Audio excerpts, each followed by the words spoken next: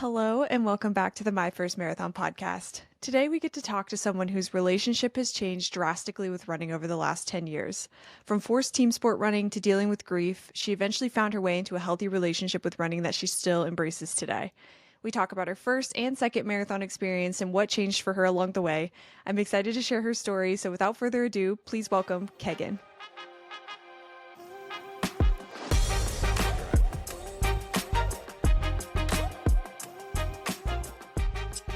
Kegan, thank you so much for coming on the podcast today. How's your weekend going so far? So far, so good. How about you? Doing good, doing good. Well, thanks again for coming on. You've got a couple marathons under your belt, so I'm really excited to kind of talk about what your journey was like getting to your first marathon and everything that went along with that. But also kind of hear about what changed when you ran your second one.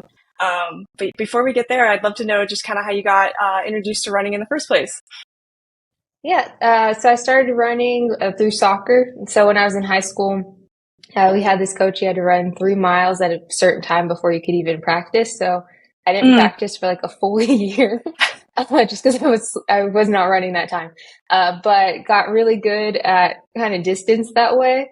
And I kind of liked running over soccer. I didn't want to admit it to myself, and our track coach wanted me to do running instead of soccer, but I was like, no, I finally get to practice, so I'll just stick here. But it's something that stuck. So at first it was running, and I was kind of like, I was pretty out of shape. I was kind of bigger kid too. So it was almost unhealthy. Like I was doing like restrictive eating and things like that. And so I was running to get to a certain point. But then I feel like running kind of took it over, and I was like, okay, well, you have to eat if you want to get better at running. And so it kind of turned into running for strength. And so that was really like all of high school. College kind of slowed down a little bit and was running and walking. Then in my early 20s, I dealt with a pretty big like loss to me. So someone I was very close with. And then kind of turned into running as a way of coping.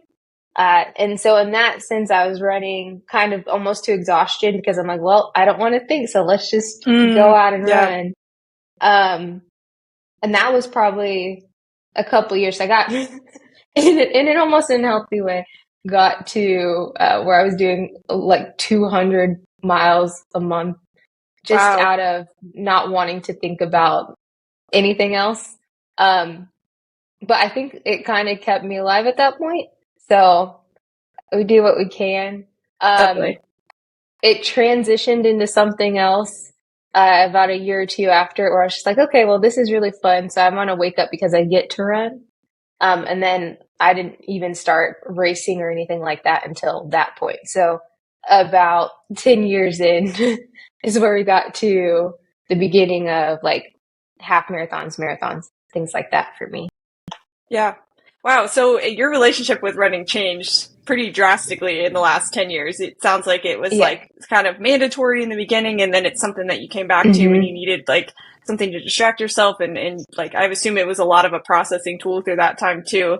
And now, like you said, now you get to run. So that's such a cool pipeline of, being forced to run and how that kind of changed over time. So once you started to sort of decide that you wanted to get into racing a little bit more, when did you make that decision, and how did you decide on the first race that you ran? Yeah, so this was all, I want to say it was like 2016. I started when I was like 14. I'm about to be 31 now. So it's been a while. And it was really like no stress. I think it was more so like, they're like, hey, I had some friends at a job that are like, hey, I know you run. We're doing a marathon relay, and we just need you to do like a part of it. And so I ended up doing like 7 miles of this race. And then by the time I was done with my part of the relay, because it's like right in the middle, I was like, I just want to keep going. And I couldn't. But then you get your first medal, and you're like, oh, wow, I want more. I don't know what it is. I just want more of them. And so the next year, so 2017, I want to say 2017, 2018, somewhere in there, I did my first half marathon. And so I'm in Oklahoma City every year around April is usually when we do the big like memorial marathon for the Oklahoma City bombing. And so that was my first half. And I don't know. I feel like that initially started. I'm a competitor, so it was like 2:04, and I was like, I need to break two. That's great. And then Yeah. as soon as you break one, now you have a new goal, and it Sure, continues sure. on, and it never ends. Yeah. Yeah, and that's how you get hooked in it for years. I think that's the cool part about Hmm. the racing side of things is it like yeah, it hooks you for some reason. Yeah. Even if it's just the medal and you're doing it for yourself, like there's just something about it. Hmm. That's cool. That's cool. So I guess I didn't ask this before, but why do you think come running besides the race part of it? But why do you think running is something that you've always kind of come back to? Like what is it about it for you? There's multiple things, like in multiple different areas. I think consistently, I don't know. It almost feels like, okay, this is the part I can control. And Yeah, so it gives me something like that's been consistent throughout my life. So that's the cool part. Also, I feel like I'm someone who has to like walk around or have to be standing or moving to make decisions and like think clearly. And so a lot of my biggest decisions are made on runs. yeah, Um, so it's almost like at this point, it's almost like if I'm gonna be a better person if I am running, just because that's my time to like spend with myself. And then just the amount of time, like now that I have a kid, the amount of time I get with myself is really shrunk down a lot. So sure. it's something that like I savor. I think that's why I just keep doing it. Yeah. Yeah, the control aspect too. That I think that's big for a lot of people. Just like having Hmm. something that every time you go out on a run, it's you and you can kind of control, the duration, the effort, all of that is all up to you. So I think a lot of people would relate to that for sure. Um, cool. So then you got into the race world and that is obviously a whole other level of motivation that it adds on top. So you ran your first half marathon. What were you thinking from there? Were you immediately thinking, all right, let's do the full thing, or were you thinking, let's do maybe a few more races and see and see how this feels? Yeah. Yeah. I did my first half, I think it was 2018. So I did my first half in 2018. I didn't do my first full until after COVID. So it was like 2021. Um, and it was still like oh, well, that sounds that sounds like a lot. Yeah. So I was up until that point, I'm like almost like always on a treadmill. I don't know what it was about running outside that scared me. Mhm. But I was always on a treadmill, and then I would get to like 13, 14, 15 on a treadmill, and I just like, okay, well, we could, and I just didn't. So it took a few more years. I did, it was really just that half every year. COVID changed it all because Mhm. now I'm just like, I need to get out. I need to leave. So I'm running outside a little bit more during COVID.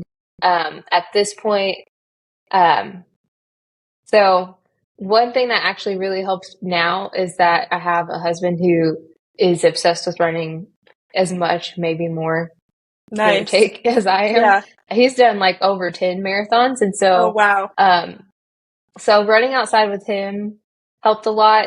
COVID helped a lot. I was running all the time. And so I think just not being able to race for a while, I'm like, I'll do any race. Give me a Yeah. marathon. And that's how, yeah, we kind of made the jump to that. So give you a little push into the Yeah, marathon world. Had you talked about it yeah. with your husband prior to signing up? Like, was it even crossing your mind, or did you really just feel like, all right, I got nothing better to do? I could like time to sign up for this marathon. Yeah, no, he was a big factor in the first marathon because I thought I would never do one. And Sure. then he's a very everything looks easy to him. And so I mean, well, I know it's not for him, but when you're Sure. just watching him, I'm like, why did that looks so easy? I feel like I should be able to do it.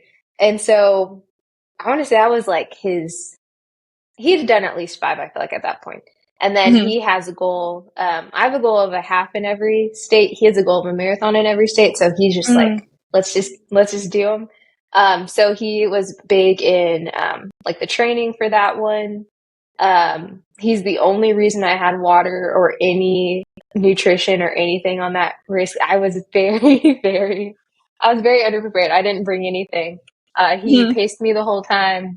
So yeah, he played a big role in that initial marathon. Yeah. I bet that was huge, just having somebody that's already gone through it to kind of like bounce ideas off of and express your like Mm-hmm. frustrations to and your doubts to. I'm sure that was great having somebody with a little bit of experience that you were that close to through the whole training Yeah. process. Yeah. Well, cool. So did he help you with the actual training plan too, or was that something that you kind of developed and found on your own?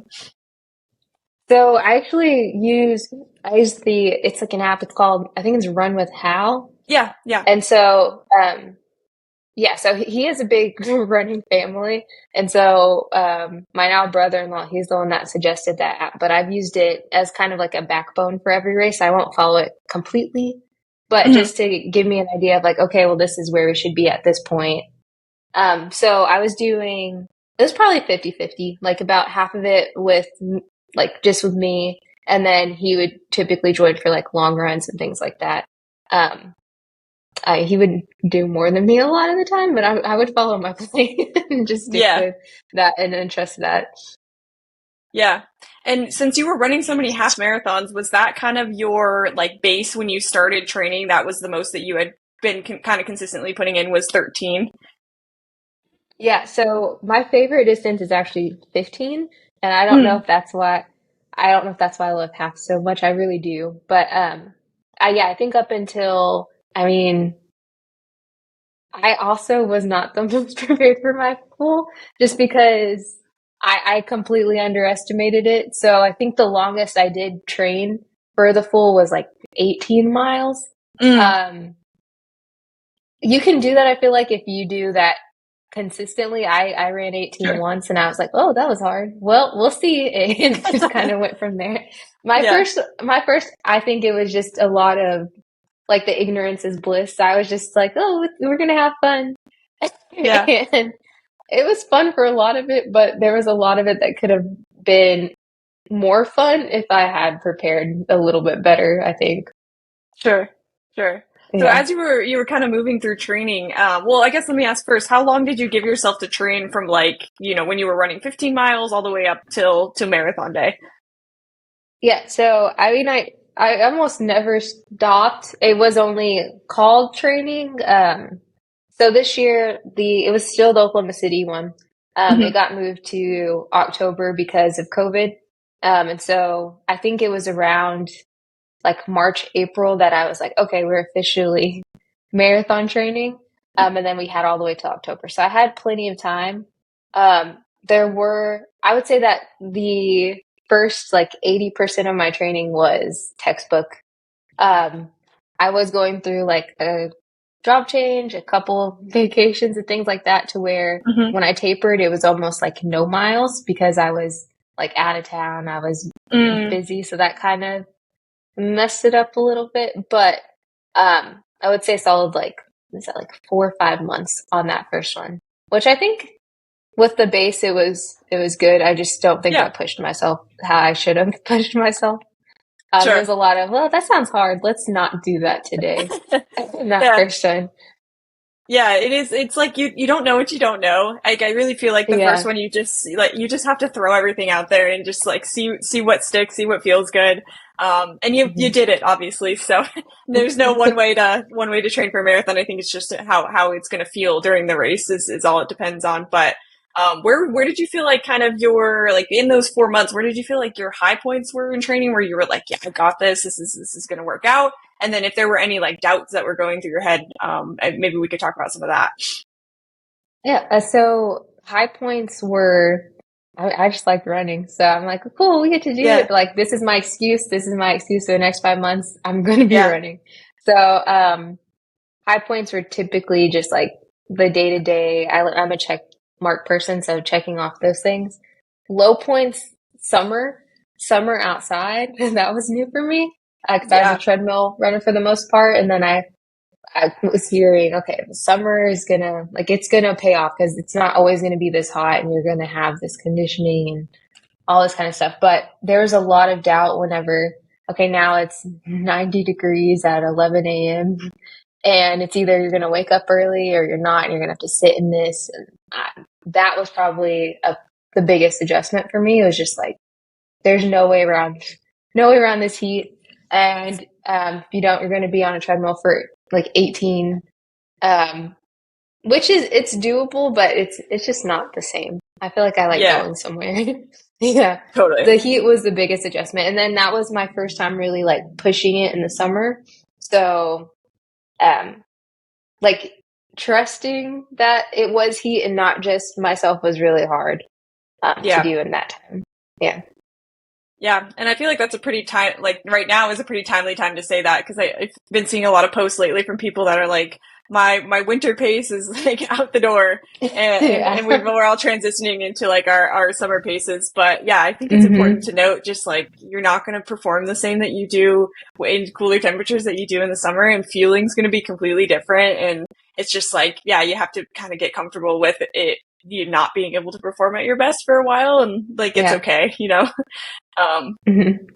but cool. So you said in the beginning that you were like strictly a treadmill runner and you didn't really like to run outside, but then you just said that like later you did like it a little bit more to run outside. So when did that transition and like how did you kind of push yourself to run outside more? So initially it was just I didn't want to run outside by myself, I think. Mm, And I think some of that comes from I don't want to like shame. Um, I don't know how to describe. The only way I could describe this is like like the kid that's scared to wear like a coat when it's cold out because they don't want to yeah. look like weird. So I was always in that first marathon, I didn't want to carry water, I didn't want to carry nutrition, I didn't want to have the hat, I didn't want any of that because I didn't want to look like I was trying because I didn't it's Mm, almost like imposter syndrome. I didn't want to look like I was trying to do something good. I wanted it to just look natural, easy, and it didn't. So I think running by myself, I was like, I'm gonna have to take all this stuff with me, or it's just gonna be terrible. And so yeah. my husband kind of helped with that. So I got to where I'd wear the spy belt and stuff like that. But he'd come with me, and then I'm not. My biggest thing was like cars looking at me. I don't know what it was. I didn't want people seeing me like Yeah. huffing and puffing down the road. So having a partner in that first marathon was big. I will say that is a luxury now. So now that I have my son, almost all of my runs, I'd say 90% are by myself. And then of that, the majority of those are outside. So I'm wearing the vest, I'm wearing the glasses, the hat, everything now. So Yeah. I've gotten over that. But initially, it was just having someone to run with. I think that changed it for me. Because I'm like, okay, well, if I think I look weird, I didn't. I didn't look weird running. But now we look weird together. So I don't know. It helped me get over it. Yeah. Yeah, that's great. And imposter syndrome I think is a big thing for a lot of people. It's just like especially Hmm. in the beginning, right? Like when you haven't run your first marathon, you don't really feel or at least maybe I'm speaking from experience, but like I didn't really feel like a runner until like I ran the marathon and then I was like, okay, now I can be part of the club and like invest in some of this stuff and you know, and be with the Yeah. cool kids. But yeah, for a while it was like I don't want to spend too much money because I don't know if this is something I'm actually going to stick with, and I don't want to wear the gear because I don't Hmm. like you said, I don't want to look like I'm trying too hard. So yeah, I feel like that's totally relatable to feel like that. So once you did kind of get outside and get more comfortable, did you feel like the mindset shifted about outside? Like you just started to like ease into it a little bit Hmm. more? Yeah, yeah. So like initially on the treadmill, I would plan all of my runs around like NBA games or like soccer games or things like that, so I could watch it. Mm, But I'm like, if I'm outside, that's the entertainment. Like it just got to where going, and I understand like there are days that you have to be inside, or like especially now there are times where I have to be like home sure. running or something like that. Um, but it's really nice. I don't know, the vitamin D, the fresh air. You can't beat it. So that Definitely. that switch did happen. I definitely prefer it. And then also I like a treadmill's gonna kind of like tell you your pace. I like kind of having some control over that myself. Mm, Um, yeah. yeah, to go with the hills and then also yeah, like the little hills and the changes in the road. I feel like that's nice. Yeah. Are you a headphone listener when you run outside? Are you like Yeah. do you like music podcasts? What do you like to listen to? It depends on the day. So I have the AirPods and I'll put it on transparent so I can hear like around me Yeah. kind of. I'll do audiobooks. I would say audiobooks are about 50% of the time. Um, And then we'll do some podcasts. I listen to your podcast few times Thanks. while I'm running. And then also music. So I have like, and then I have too many different moods. So I have so many different playlists. And I'm like, okay, I think Yeah. it's this type of day. Yeah. But it's always music. If I'm running with someone, I can talk with them. But if I'm by myself, I need something. Yeah. Yeah. I need someone to talk to me. Yeah. Just something to zone out to for a while, like really get to Yeah. kind of sit internally. I think that's great. Well, cool. So let's fast forward a little bit to your 18-mile run. So you ran your last run. You said that you were kind of feeling like, well, like hopefully we do, we figure out the last 8 from here, right? So what was kind of going through your head once you finished the 18-miler, leading up to your I was marathon? like, I was still in that ignorance is bliss area Yeah. because I'm like, okay, well, I haven't had any issues to this point. I also was like, I think I had my husband, he gave me, like, he wasn't my husband at this point, but he gave me like 2 gels. He's like, here, take this, like 6 miles in. And then, like, I think it was like way later, like probably 15, because I was like, I don't want it yet. I don't want it. I didn't like the taste Yeah. of, I think it was like goo. Mm-hmm. So I was like, well, I'm doing great. This is wonderful. I don't have any issues. Like, this is going to be, it's only what, like 8 more miles at this point? I've done 8 miles. I had no, had no clue. Yeah. And I think that's a very, I wish I could get that confidence back, but Right. I thought it was going to be great. I don't want to make it sound like it wasn't. It was a great learning experience and Sure. we got there, but I learned a lot from that marathon. I'll just say that. At that point, I was still, we're doing great. Yeah. Yeah, you said it Yeah. like you wish you could go back to that ignorance a little bit so that you don't know what you Yeah. know now, like going into it. It definitely does add a little bit of pressure, Hmm. I think, the second time around. But Yeah. cool. So you were feeling like I got this. We're ready to go. And then you said Yeah. how long was your taper period? Did you say like 2 weeks, 3 weeks? It was too long. So it was supposed to be, I had scheduled for like 2 weeks. My sister and my brother at the time, like they both lived in Portland at the time. And Mm, so I was, I went to visit them and I really thought I was going to run while I was there. I did like a couple of shorter runs, like 3, mm-hmm. 4 miles, which I guess.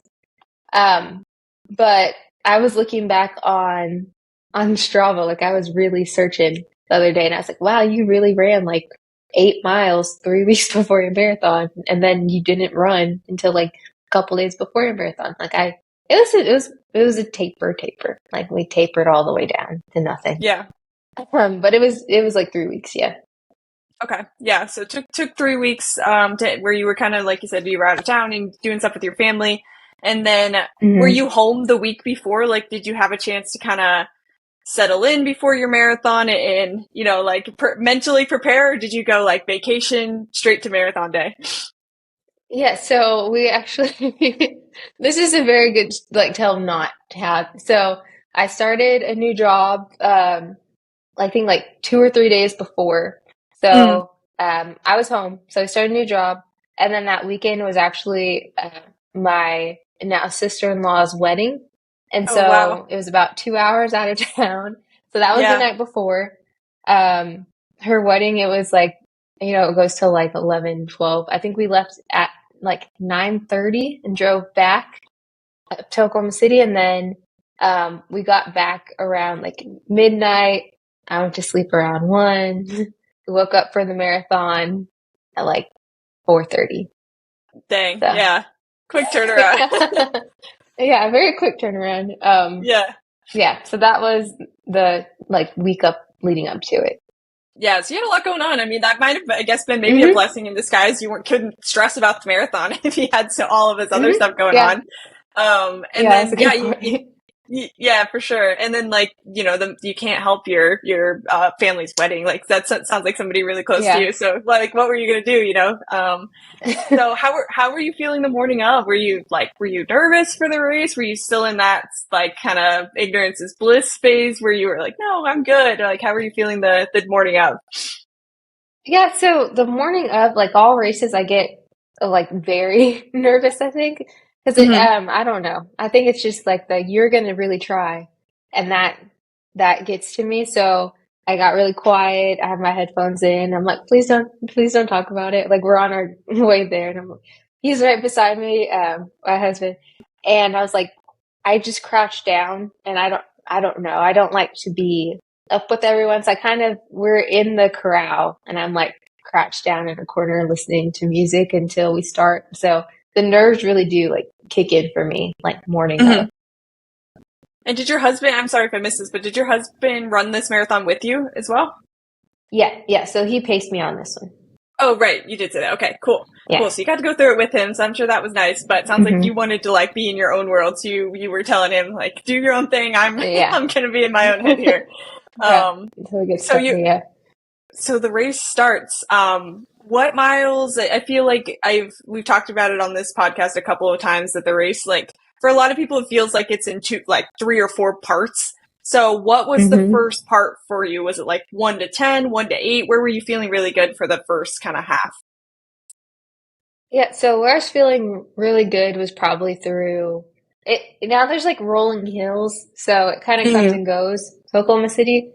And then also the first couple miles, you're like getting out of the big group and kind of getting into your own step. But I don't want to just say strictly the half. I would say probably like 14, 15, like that first chunk is like, okay, we're going to go. My goal was 4 hours. I didn't hit that goal, but it was, okay, we're going to stay right around like 10 minutes, maybe a little bit faster down hills and stuff like that, but don't get too carried away and let's just see how it feels. It was nice. We were talking for a lot of it, and I think I wasted a lot of energy like going around giving people high fives. But that's the cool part about marathons. Yeah, it's part of it for sure. Yeah. So, I mean, we were really like laughing, talking, stuff like that for like the first 14, 15-ish. Then we started getting into the uncharted territory for me. So like 15 to 20, there's not very many people around you. Like the crowds are pretty good in Oklahoma City, but around that time there aren't too many. And so that's when I was like, oh, we're just going to keep on going. And I want to say that we stayed pretty good. At this point, he's like, okay, let's go. And he's like helping me some. But then I hate to be, it's almost like, I feel like we hear it all the time, but it's like 20 to 26, 21, 26, that it's like, that's the race. Yes. And that's like the mental part. And that's where I was out of it. I was like, oh no. I like, that's what I was not prepared for this time. And, so that was probably the 3 parts. So like, kind of what I was used to, uncharted territory, and then kind of letting that psych me out, my body just being done for those last 6 miles. And then we finished, and like initially I didn't feel anything. But I mean, I was able to walk around and everything like that. And I was like, wow, this is really cool. But strength training is my biggest weakness. And it's something I'm embracing a lot right now just because I'm reminded, oh, that was a big weakness of yours. But I had pulled something, like in my knee, and then I had some hip issues where I wasn't able to run for like a month and a half after that. So that was a big like lesson learning race, I think, for me. Yeah. I think you never know what's going to happen on marathon day, right? But it's like when you don't feel good after, you feel like something's wrong. I agree. I think that's where you can kind of like go and self-evaluate, like, okay, what could I have done to make the recovery feel a little bit better? Because during the race, it's probably not going to feel great, but like after recovery, I think that's definitely a telling time for a lot of people. So from 20 to 26, like what were you telling yourself to keep yourself motivated, or were you really kind of leaning on your husband to like pull you through the thing? It got kind of dark, so I was like, he was trying. He's like, hey, let's go. We're almost there. 5 more. And I was like, I don't need to hear 5 more. Like, that's a lot. So, I was kind of like, okay, I'm just going to kind of go in my own head. I wasn't telling myself anything. I was like, just don't think about it. I think it was more so like, whatever you do within the next, I was really I went from like 10-minute miles. I was like, within 2 hours, you'll be done. So just think about Yeah. that time. And so, I mean, he would remind me when there's cameras. He's like, pose. And I was so tired. I was like, but, yeah, it was mainly just whatever you do, as long as you keep going, within 2 hours, you're going to be done. So, Yeah. like I Yeah. said, Just do the runner's math. Like keep that in mind. yeah. What we have left. Yeah. Cool. So then the hmm finish line, you said that you kind of just felt neutral, it sounds like. Did you was it because you felt like that injury that you were talking about, or just you were exhausted, or why do you think that was? Yeah. So, are you talking about like emotionally? Yeah. I think you said like Yeah. the finish line, you felt just kind of like nothing. So what do you Oh, think yeah. attributed Yeah. to that? Yeah. So, yeah, I think it was I think my initial thought was, okay, I've done that. I never have to do that again. Yeah. So that first marathon kind of left a sour taste just because I know I didn't, at that point, I didn't know what I didn't know, but I was Right. like, okay, well, I tried it and I don't think I gave myself a fair shot that first one. But at that time, I was just like, we don't have to do that again. That was cool though. Like now I'm a marathoner, but that was my one and done marathon. I like the half a Sure. lot better. Um, so yeah, I mean, it was just, I think it was more so like okay, well, you've done it. You never have to do it again over like you did it. You're so strong. Got it. I think there's a big difference there. Yeah. Totally. And I'm sure like how your body was feeling had a lot to do with that. Just like, all right, cool, hmm like checked it off the list. I'm definitely a half marathon runner, not a Yeah. marathon runner, but glad I did it so I could like Yeah. come to that conclusion. So hmm from there, like you said that you experienced an injury and you couldn't run for a while. What was that period like of going from like, and I know you had a therapy period where you took some time off, but you went from like marathon training to marathon to then stop again. Like what was that like for you? That was really frustrating. So it would be like I want to say like 2 weeks off after, and Yeah. then we went to this little. There's like a trail that's like a 1.2 mile loop, and we're like, we'll just do one. If we feel good, we'll do another, and if we feel good, we'll do another, and just call it a day. I didn't. I think I made it. It starts with a hill, so I made it up the hill, but the second it was even ground, I immediately felt it in my hip first, Mm. more than anything. And I was just like, oh, okay, so I can't run yet. And I tried not to get too scared of it or anything like that. Um, but we would try that weekly and it just was not coming back. And I ended up doing like physical therapy and everything like that for it. Mm. It was really frustrating. So, um, like it's a big mental piece for me. And so I was able to do the Stairmaster after like, I think like 3 or 4 weeks. So Yeah. I would do that a few days a week, but it's not the same. And then Right. that's whenever, that's whenever you're like, oh, if I could just run again, I would appreciate it. I promise I would appreciate it. So, Yeah. it's pretty frustrating. Yeah.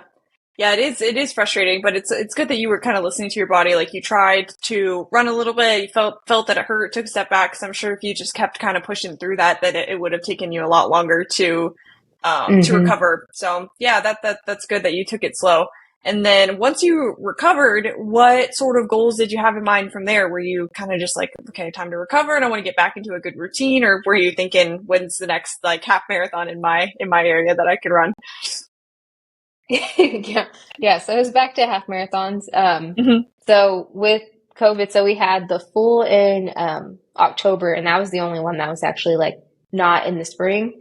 And Yeah. so they already had the spring set back up for the next year. And so initially it was immediately like, okay, we'll just train for this half. During that time frame between the full and the next half, so it was like October to April, uh, I got engaged. I was like in this new role where I was traveling a lot. So I think for that first half marathon, my thought process was, okay, well, you did a full, so you know your conditioning's a little higher than what you would need for half the distance. And so I really took it pretty easy. And then even for that next half, there was no time goal. It was a strictly for fun half. Yeah. So I want to say during those times I was running like 4 or 5 days a week, and then it was kind of just off of feeling at that point for that next half. Yeah. Cool. So then I think it's great to have a for fun like race on the calendar every once in a while. It takes a lot of the pressure off and you can just like enjoy training and not put so many like boundaries around it. I'm sure that was even nice after marathon training and kind of going through an injury too. Yeah. So when did you decide, was it after the half that you, I guess I kind of trying to get the time frame right. So how many years after this sort of injury and then signing up for your half marathon after your marathon did you run your second marathon? Yeah, so it was 2021, October 2021 for the first, and then I just did the second last month, so April 2024. Okay, gotcha. So the mindset shift was pretty back to back. Got married, and then got pregnant, had my son. So I had him in March of 2023, but it was a high risk pregnancy and they wouldn't let me run for the second half of it. And I think that's what did it. So it was about not truly the second half. I would say like the last 10 weeks I couldn't run. And then through like the first couple months of having my son, or really the first 3 months of having him, I really couldn't run.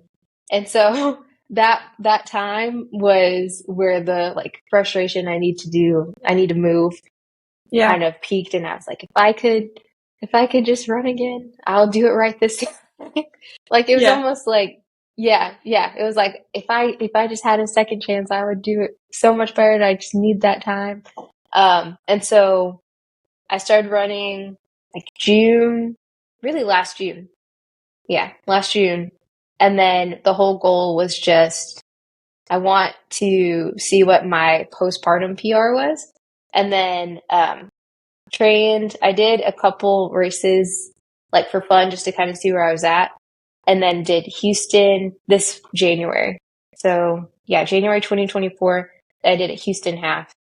And I actually got like a 4-minute overall PR, like from my That's great. like pre-pregnancy half marathon. I was like, oh. And so that kind of reaffirmed to me like, okay, well, if I actually follow a plan, if I actually take a water bottle with me, if I actually like take nutrition and like do all the steps, like I can be better than I was when I was younger just because I didn't try when I was younger. So trying actually does work.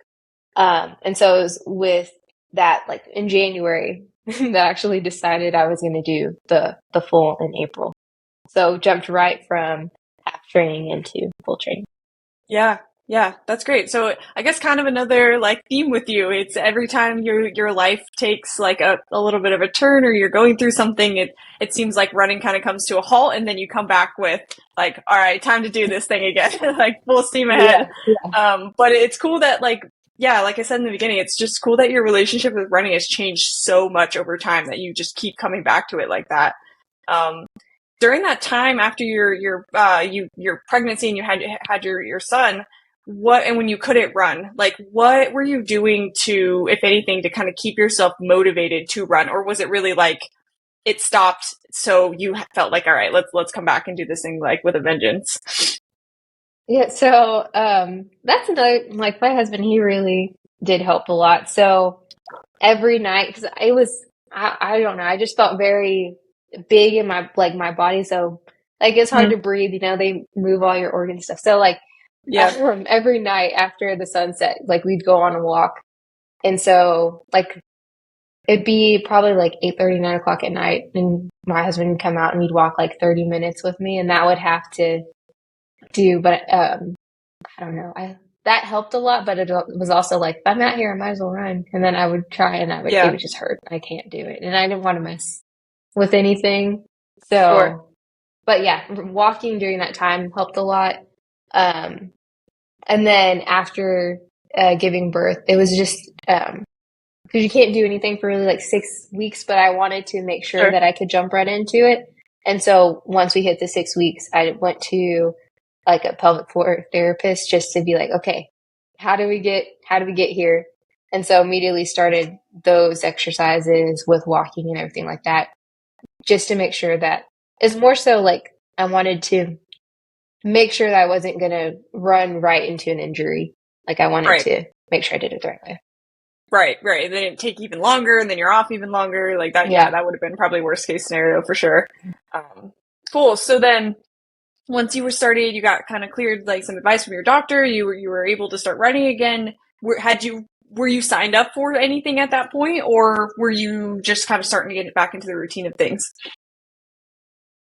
Yeah, just getting back into the routine. That's whenever I decided, and everything is pretty new. So I decided that at that Yeah. point I want to do like a half in every state. Just as like I really like to travel, and then I really like that distance. Yeah. So we visited my sister. She still lives in Oregon, so we're like, okay, we're gonna visit you. And then I think we signed up a couple weeks before actually visiting her. Like we just signed up for a race that was happening around her at that time. And it was like a Vancouver half marathon, which is pretty close. She's in Portland. And so Yeah. I signed up for that and then did that race.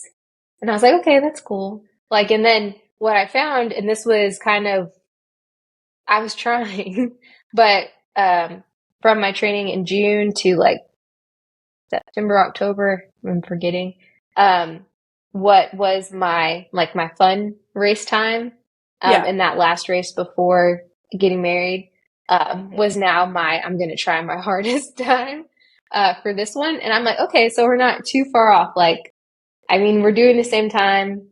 That was fun. This one, I am catching my breath, but it was still like pretty close. And I think that kind of reassured me like, okay, you're within reach. You can get there. And Yeah. then also it was just kind of really cool because that first one was like 6 months postpartum. And so I was like, okay, cool. We're doing a lot more, a lot quicker than I thought we would. And there's no time frame on it. And also I think I was able to get to that at 6 months just because at this point I'm not working full time. So through this day, till this day, I'm doing, like I'm an adjunct. So really part-time work.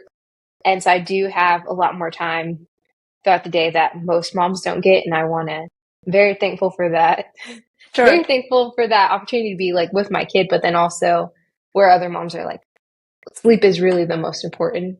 If I was working full time where I would be sleeping, this is where I have time now to like kind of run. So I did get Sure. that to that point in a lot quicker than I think I would have if I were working full time. Sure. Sure. Yeah, that's helpful to have a little bit of time on your hands for sure. Yeah. Cool. So then what did you, when you decided I'm going to sign up for this marathon and do this thing as a second time around, like what were you thinking you needed to change the second time around to perform better than, the first time around? Yeah. So the number one thing is up until this point, everything has been, okay, well, my husband's going to help me do this. It was kind of, at this point, I was like, I have to take ownership of it myself if I Yeah. want to reach my own goals. And so like he would join me from time to time, but, and like if I asked for advice, he'd give it, but it was more so, okay, he's not telling me when we're running. I'm not relying on him for my motivation or my Yeah. water or anything like that. It has to be like my own race. And so this is the first, I want to say this last half and this last full, or the first races that I did that were really all based on my own like inner voice and own motivation, which I Yeah. think was a big difference. So it was finding my own reason why I wanted to run fast and not just, oh, this will be fun if we do it together. You're not going to leave me, are you? And I Right. think that was the biggest difference in this one. That and Yeah. then also actually preparing too. Yeah. Yeah, so that's a good point. Just like it's a lot different when it's all on you. Like you said, you gotta Mm-hmm. maybe like dig a little bit deeper and really kind of like determine your why, which I know we've talked a little bit about on this podcast. So during that time, like what was your why for running a marathon the second time around? There were a few. There are a few. One of the biggest is just like my son and wanting to, like, I want to peak at some point when he remembers it. I don't think I've peaked yet. I don't want to for years to come. Yeah. And like if you ask my husband, it's more so he wants to beat him. I don't care about beating him. He can beat me. I hope he does. But just for him to be like, okay, cool. She has something that she likes. And I feel like that's something that's lost with adulthood is like hobbies and things like that. Yeah. And it's like she has something that she pursues that isn't for money, it's just to like bring joy. So that's the number one. Right after that, it's really all of the like aunts, uncles, grandparents that were able to like, okay, we'll watch him for 5 minutes, or not 5 minutes, but like 30, 40 minutes while you run, and then me just running from the house as fast as I can. To like, we had a very big support system. And so like, for instance, like my sister watched him on like a weekly basis and things like that. My son, That's great. just to give us time. So it was really all of the people that like watched him. And so in some way I made it, I know they want to see their like their nephew, their grandson, but in some way it's also them telling me like, okay, well, we believe you can do this, so go do it.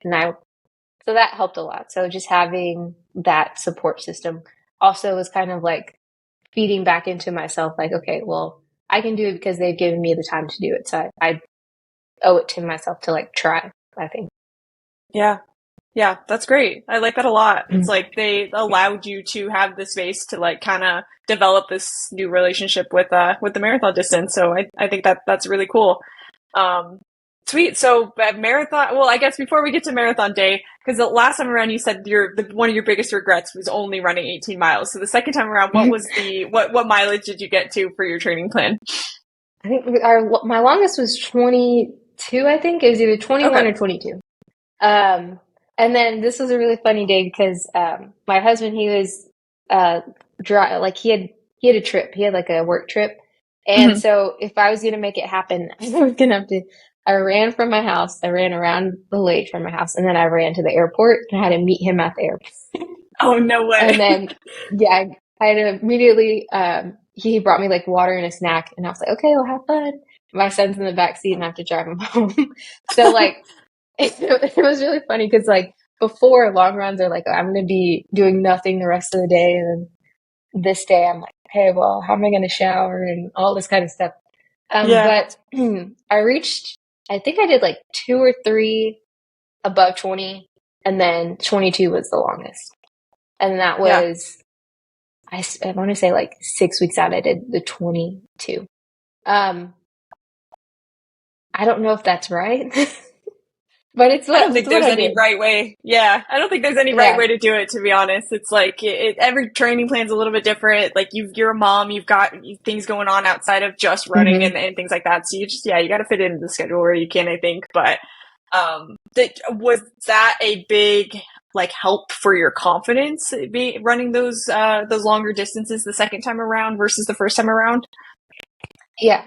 So the idea of so my goal, I didn't hit my goal for this time, but it was also a very steep goal.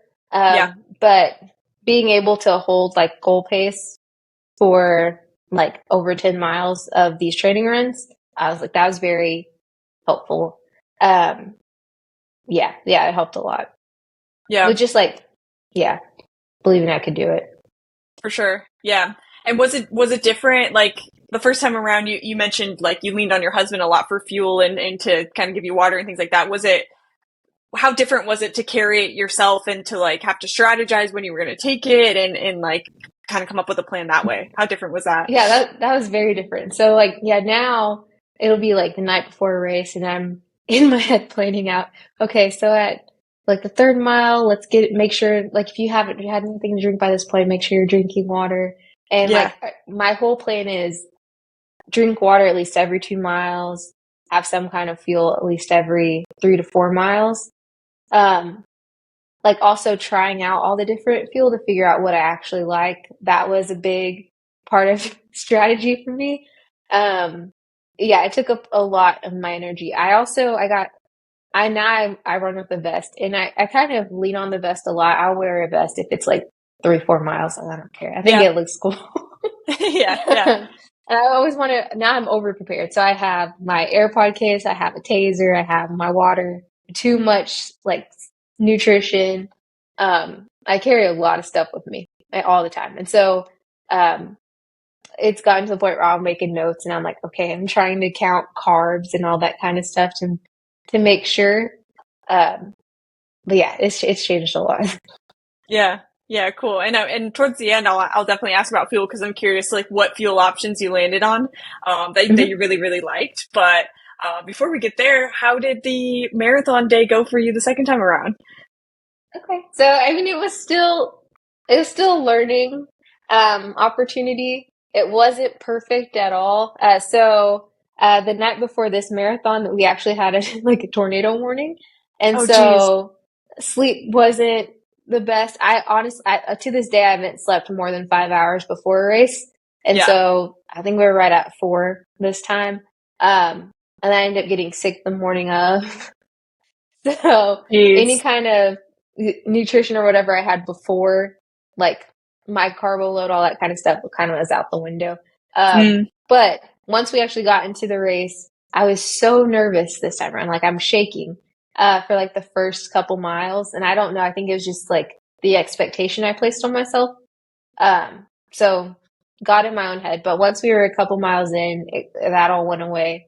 And it was actually like a really good race for like the first like 21-ish miles. So like wow. So through most of it. that Yeah. time, yeah, most of it. So through like the first 21, I was on track. I was right at where my pace was supposed to be. And then my, okay, so I will just say, so my goal, time, what I would really like to do is eventually like Boston and all that kind of stuff. But Yeah. first, I think, for me to qualify for Chicago, I think that would be a cool one. I want to do like the world majors. And Yeah. so for Chicago, I would need a 340. And so that's like my like top goal for right now is like Sure. we want to hit that 340. So I would need to do I think it was like I honestly can't remember. I think it was 820 was where I was supposed to be in my Hmm. head just to make sure I got it. And so we were there for like the first 21 miles. And then just because I think I didn't have anything in me before the race started, Yeah. cramp started. And Mm. so I would have these full body cramps. I'd have to stop and wait for it to go. And Oh then my I'd start gosh. running again. And so when I'm running, like I'm now extremely sore from these cramps, but we're still pretty close to that pace, but it's the complete stop that I have to do to let it go through my body. And I almost think of it Right. like contractions. I'm like, okay, well, it's like the contractions are getting closer together. Like, so I would just run as far as I could until it took over. And then I'd have to wait for it to go through my whole body and then keep Oh my going. gosh. And Yeah. so we didn't get that. We did get my initial goal, which was sub 4, which I'm like, okay, that's cool. But Definitely. and then also after, like how I felt during the race, like how I felt after was still like I felt great after. So I was like, okay, well you did that was really cool. That's the fastest and longest you ever run, like I've ever run in my life. And so still feel really cool there. And then like I could immediately see like, okay, well, we need more strength training next time around. So I've already started that. And then also, probably need more nutrition at the end, like just because once those cramps started, that went out the window. I was like, I Right. had completely let go of that strategy. Yeah. um, I think I got lost in my mind, but I feel Yeah. like my mindset and everything was a lot better this time around. And I'm actually like really proud of this last one. Yeah. Yeah, that's great. You're definitely going to get it on the next one, your goal. You're so close. Hopefully. And yeah, it sounds like you know exactly what you need to do too. Like you were saying right after the race, you're like, okay, I need strength training. Like I got to incorporate Hmm. this and make sure I feel longer and things like that. So yeah, I think you're right there. But what a cool, you kind of accomplished your original goal from the first marathon the second time around. So now your next goal is just Yeah. going to be fed into the next marathon. Yeah. Do you maybe a little bit early because you just ran your marathon, but do you have goals for or a plan for when you're going to run your next one, or you're still kind of thinking about when that might be? I'm still thinking about it because I almost signed up like so I wasn't sore at all like 4 days post, which is amazing for me. I was like, wow, because I was used to like I couldn't run for almost 2 months that first time. So Yeah. that gave me this false sense of like, okay, let's just jump right back into it. And I was immediately looking at races. Initially, if I would have signed up when I wanted to, I was looking at like, I think it's like the Jack and Jill downhill, and it's in outside of Seattle, Hmm. and the end of July, which felt really soon. Hmm. And so I was like, okay, just think about it. I'm glad I didn't sign up for that, for that because I wanted to give myself a month. So in June, I'm allowed to like look at races and pick again. I Hmm. think I want to do another half and another pool at some point this fall into like January. Yeah. Um, so we'll get those. I'll probably get those on in June, but I don't know what they are. I do know I do want to do a couple like 5Ks or something this summer, just because I've done like maybe 3 5Ks my whole life. Like I Yeah. want to see what distances are like and see if I don't know though. I will see how I do with those. I just want Yeah. to test them out. For sure. Yeah, I feel like that's a normal runner pipeline. It's like half marathon to Yeah. marathon, and then you're like, oh, maybe I'll go back and try a 5K and see what Yeah, let's sprinting try a is like. And 5K. I'll, yeah, Yeah. exactly. Yeah, I don't think I ran my first 5K until after I ran my marathon either. It's funny how like you circle back to it, but. Hmm. Cool. Well, looking forward to kind of seeing what comes next. I'm gunning for that, for you to hit that goal. That's a steep one to hit, but I think you're right there. Yeah. If you give yourself some time. So that's awesome. I guess if you had any advice, because there's a lot of newer runners that listen to this podcast. So if you had any advice for somebody who's maybe, getting into running, thinking about running their first half or running their first marathon, what advice would you give them?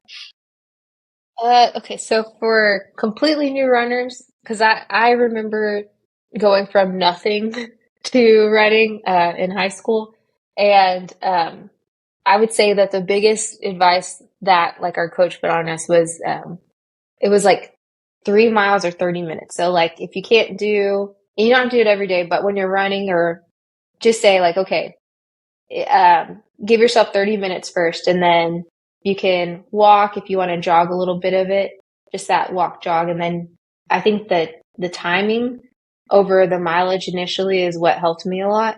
And so like, okay, well, we're going to move and it's not actually like you don't have to run the whole time. You don't have to sprint. Don't think of it as a sprint. Yeah. Um, Initially for me, it was walk and then we're going to walk jog. Then we're going to walk and then we're going to walk jog until we're going to like slowly jog until we need to take a break and then just keep walking during that break. Um, but initially it's just see how long you can move. And then each week, maybe it's like 10 minutes the first week. You're moving 10 minutes a day. Then the next week, try 12, try 15. And then it'll grow. It'll grow as long as you keep moving. So that's for like the brand new, for like marathon training and things like that. Um, Sticking to a plan actually works, and I'm proof of that. I've tried it. I've tried it both ways, and if you Yeah. can stick to a plan, follow through with it, it's gonna take up a lot of your life for a second, but there it works. There's a reason when people follow plans. So find something that works for you. My Garmin has suggestions. I know Nike Run Club has suggestions.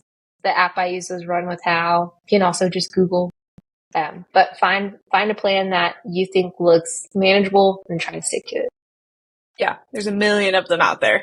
Yeah. And you can kind of fit them into your schedule one way or the other. Like you said, there's definitely going to be sacrifices that you have to make through marathon training, Hmm. but it's so worth it in the end. It's just a small period of the year that you dedicate to it. Yep. So, cool. That's great advice. And then I wanted to get back to fuel because you said that you had kind of dialed that in for your second one. So what do you really like? Yeah. Like you kind of touched on your strategy a little bit, but how did the strategy kind of change over time if it did?